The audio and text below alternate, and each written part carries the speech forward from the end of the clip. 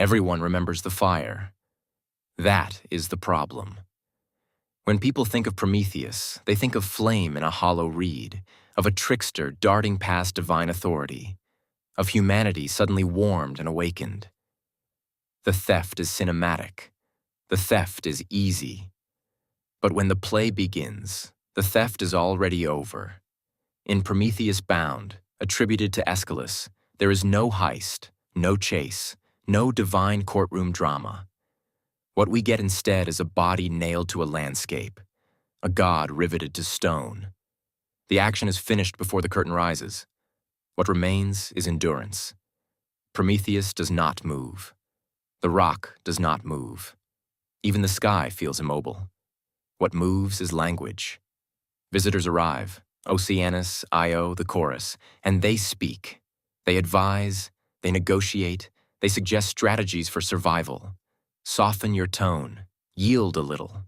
Call Zeus just, accept necessity, endure quietly.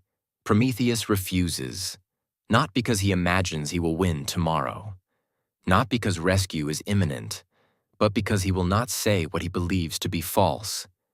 That is the axis of the play. It is not rebellion. It is not martyrdom. It is not even primarily compassion for humanity. It is refusal. And refusal, in this play, is not dramatic. It is static. It is a mind holding its ground while the body is immobilized. Prometheus's name means forethought. He is the god who thinks ahead. He sees consequences.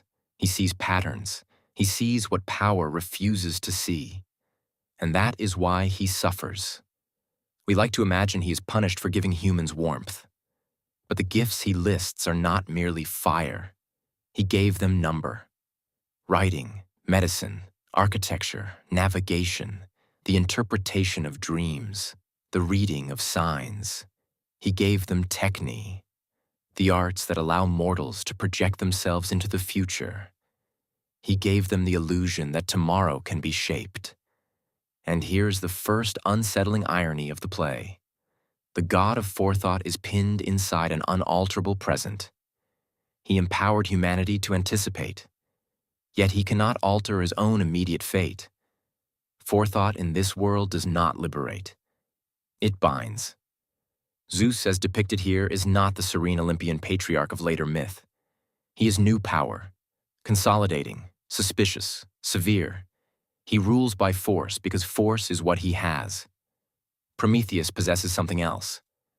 Knowledge, specifically a prophecy.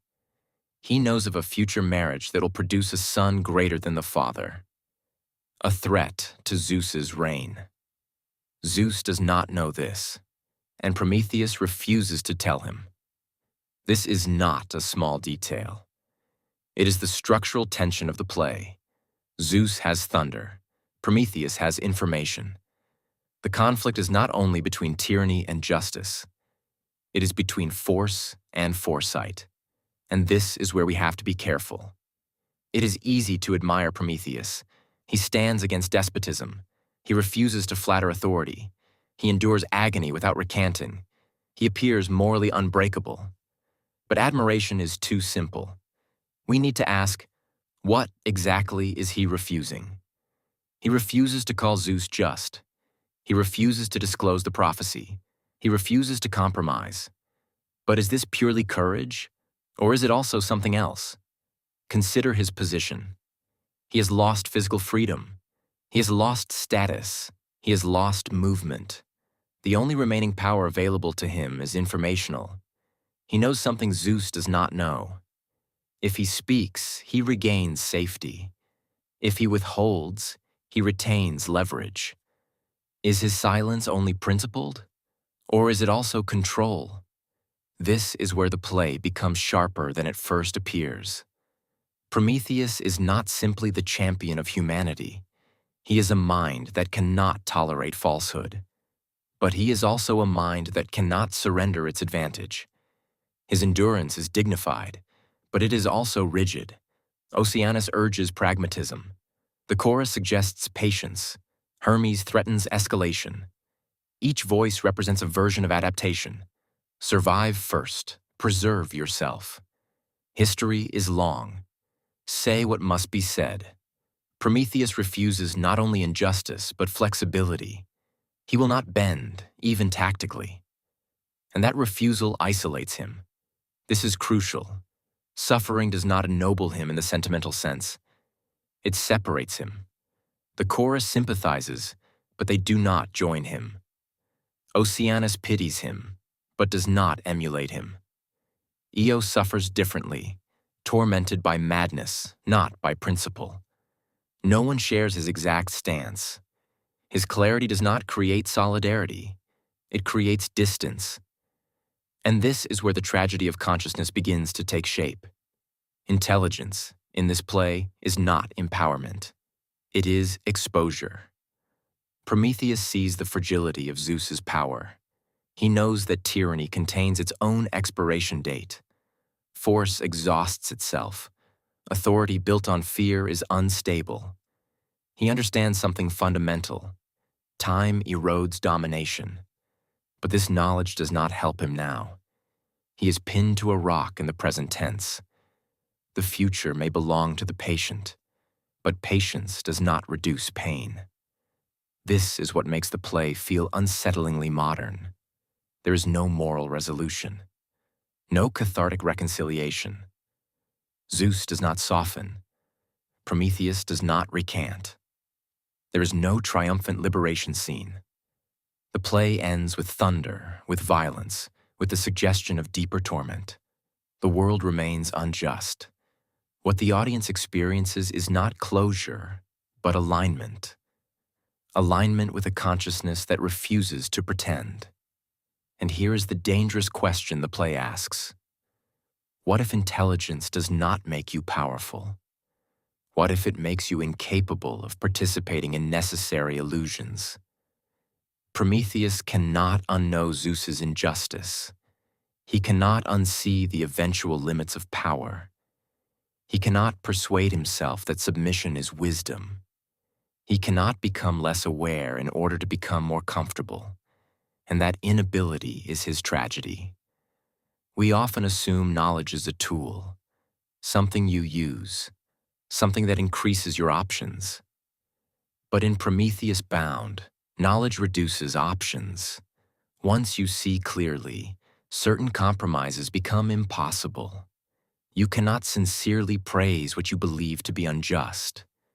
You cannot call necessity virtue. You cannot participate in rhetoric you recognize as false. This is not heroic in a romantic sense. It is constraining.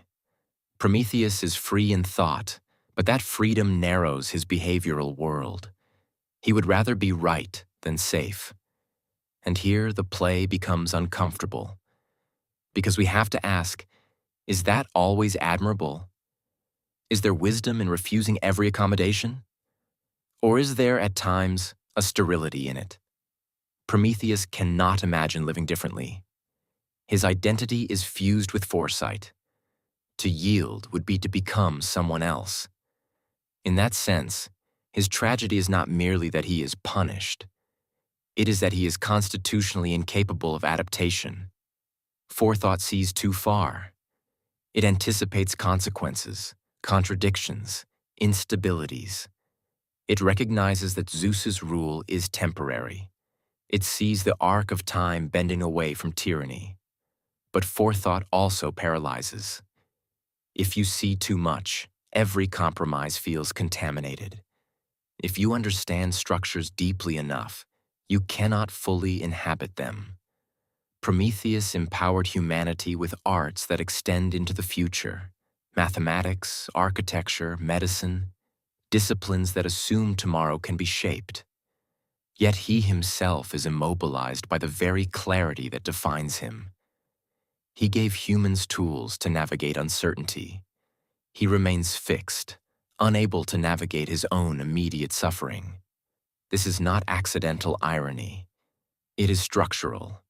The god of anticipation cannot alter the present. The ruler of force cannot see the future. Both are incomplete. Zeus has power without perspective. Prometheus has perspective without power. The tragedy is not that one is good and the other evil. The tragedy is that consciousness and authority are misaligned. Prometheus knows that Zeus's reign is finite. He knows that time will expose vulnerability. He knows that force contains seeds of collapse. But knowing is not the same as controlling. Time may eventually vindicate him, but the play refuses to show that vindication.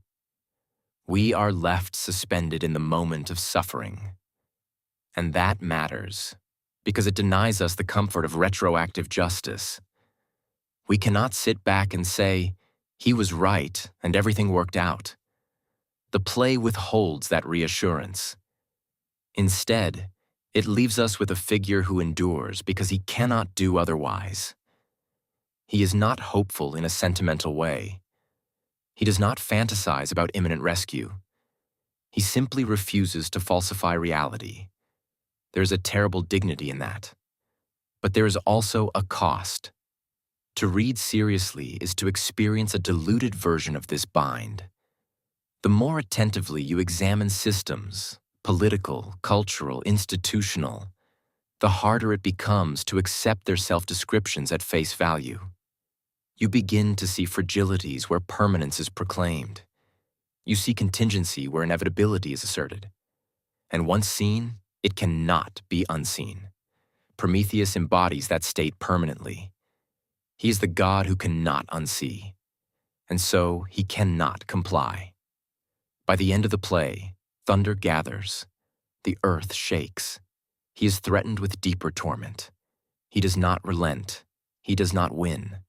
But Zeus does not win either, because power that requires silence from truth is already unstable. Time will move. The rock will erode. Authority will shift. Prometheus understands this. He is bound to stone, but he thinks in centuries. And yet the play does not let us celebrate that as victory. It leaves him in pain, which forces us to confront the final unsettling possibility. What if clarity is not a weapon? What if it is simply a condition you must endure? Prometheus does not escape his suffering through intelligence. He does not outmaneuver Zeus. He does not convert insight into immediate advantage. He remains nailed to consequence. The fire he gave humanity was not warmth. It was awareness.